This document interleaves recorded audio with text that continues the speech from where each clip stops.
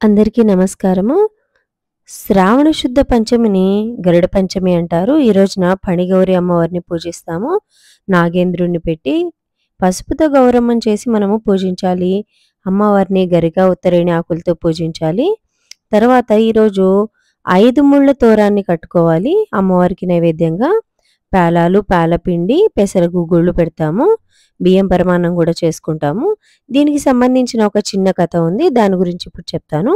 సూతుడు సౌనకాది మహామునులను చూసి, మునీంద్రులారా, సువాసినీలు దీర్ఘకాల సౌమంగళ్య సిద్ధికి సకల సంపదలను ఇచ్చినట్టి ఉత్తమ వ్రతం ఏది చెప్పండి అని అడిగారు.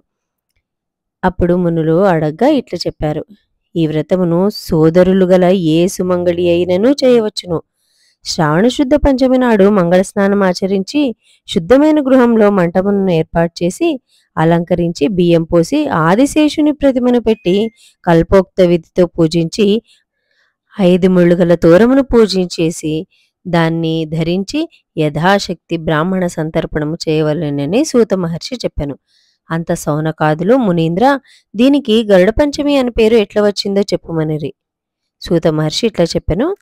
బ్రహ్మమానస పుత్రుడైన కశ్యపునికి కద్రువ, సుపర్ణి అని 2 భార్యలుండిరి.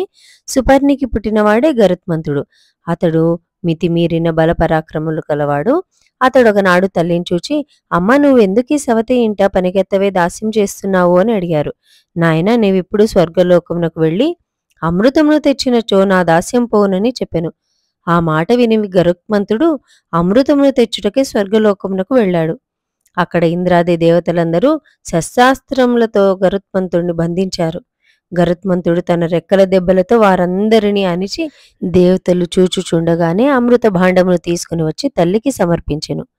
ఆమె ఆ భాండమును కద్రువకు ఇవ్వగా, ఆమె నీ దాస్యం పోయినది, యథేచ్ఛగా వెళ్ళువచ్చును అని చెప్పెను.